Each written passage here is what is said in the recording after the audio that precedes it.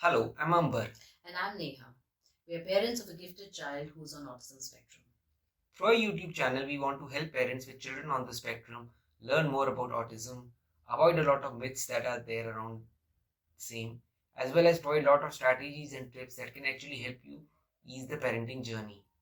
All our content is well researched, but please note that every child is unique, and there is no way that this video replaces any kind of professional or medical advice or intervention. If you find this video helpful, please like it, subscribe to our channel, and share it further with parents of children on the spectrum that you may know about. Now, in this video, we are going to talk about autism and food aversions and what you can do to try to enable the child eat a healthy range of food. Let's try to understand what picky eating is first. It basically means having strong food preferences, for example, preference for packaged food, potato chips, sweets, consuming insufficient variety of foods like vegetables, raw fruits, and opposing trying new foods, again like raw vegetables, salads. So, one of the primary reasons for being a picky eater is sensory issues, which is fairly common in autistic kids. These kids have a strong aversions to certain textures, colors, smells, or even tastes. In our case, it was red color and anything red, carrots, apples, beetroot. He loves sweets.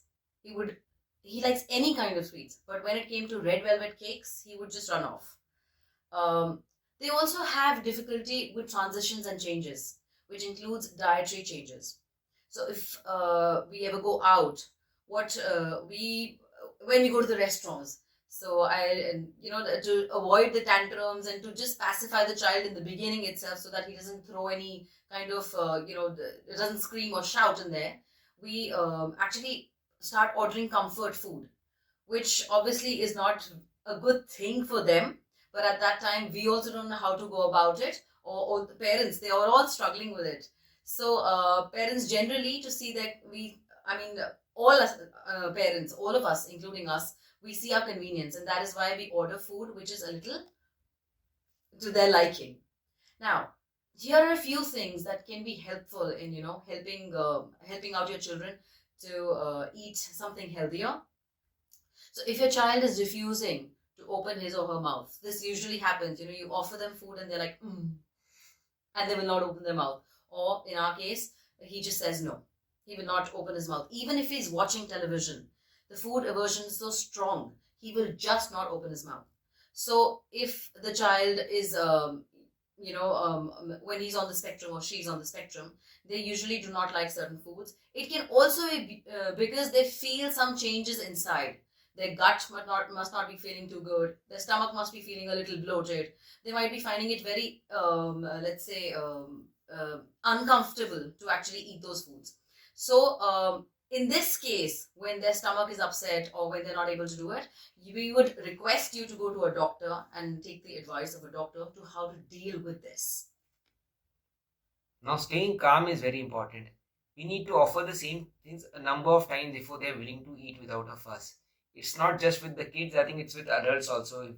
Like, for example, me, I don't like certain vegetables, and it takes a lot of attempts by my mother to, make me eat those. And there are still I don't eat them. So, you have to stay calm, you have to show patience, and, it will take months of attempts before the child would actually start eating it. But you have to be consistent with your effort. Children with autism will take longer, and one must be patient, as I told you. And if your child continues to reject a food even after multiple attempts, perhaps he just doesn't like it. Consider trying a different food. We all have certain foods that, irrespective of how many times somebody might want to, make us eat, we just don't like it. So just, forget about it and try giving them something else. Don't pressurize your kids for not eating certain thing. We need to respect the choices. Otherwise, if we pressurize them too much, then it will make them dislike the food altogether. Then we have to take steps towards tasting. Many autistic children do not like to try new things, as we told.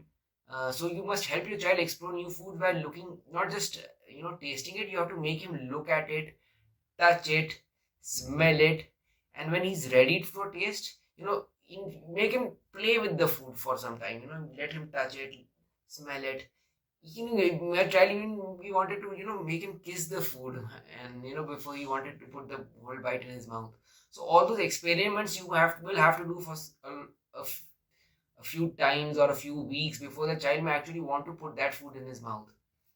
And when he's ready, then he'll automatically have it. So like in our case, he likes rice and curd a lot. So I can actually hide a lot of vegetables inside that. Not just hide it, he can see it. But he's still okay to try that with curd and rice. So he doesn't really like ladyfinger. And he's okay with cauliflower. But if you put it in rice and curd, he's able to eat it a little easier for him. So autism, as you all know, comes with hypersensitivity to textures, and therefore more than the flavor that may produce a food aversion, it is actually how it feels in the mouth. Now, every food has a different texture. So they may prefer certain foods with a specific vibe in their mouth, how it feels. Some people like crunchy foods, some like soft food. Like in our case, our son really loves bread, and he likes the slightly rough textured things. He likes the buns. Nowadays it is the in thing, and then he starts singing hot cross buns, hot cross buns. That's he's relating to it. But yes, I think when you watch things on the television as well, so one of the good things is if they see their favorite character eating it, or they hear it in a nursery rhyme, it sort of helps them to get used to it, and they think, oh, it's such a cute thing, and they might just eat it.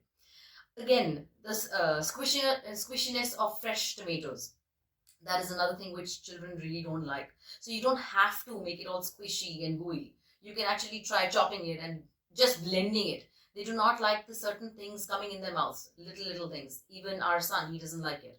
If he feels the onion in his mouth, he just throws it out. So you might as well try blending it into a paste to actually make him try these things. So playing with new food, as Amber has already told you, it is also very important. We feel that our child is making it a little messy. He's messing up his clothes. Let him be, or let her be. Let her try, explore these things. Let her play with it. It's like you want to paint something. Okay, try it with this sauce. You never know, because children tend to try everything and put it in their mouth other than food. So we might as well just try painting with it, and they might just in that process try it. So yes, you can try that. And you can try cutting it into different shapes, triangles, rectangles. Like our son really likes small, the bread cut into small pieces, and he likes the little squares. So he has a liking for that. He likes shapes. Now, we must offer choices, a lot of choices. We should not just tell them, okay, this is on the plate, you have to finish it. If we do that, it is more like we are controlling their palate. Let them get the feel that they are controlling their tastes.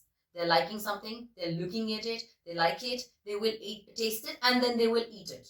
If we just give it in a platter and tell them this is what you have to finish, it might just backfire. So try putting many things on the table and give them a choice. These are your choices. He or she may just pick up some things. Like, for example, we want our child to eat nuts, which is very, very difficult for him.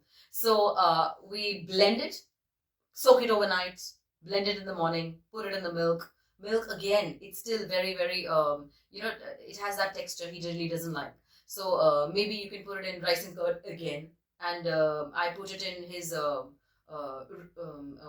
chapatis inside it, sometimes. So it is easy for him to eat that.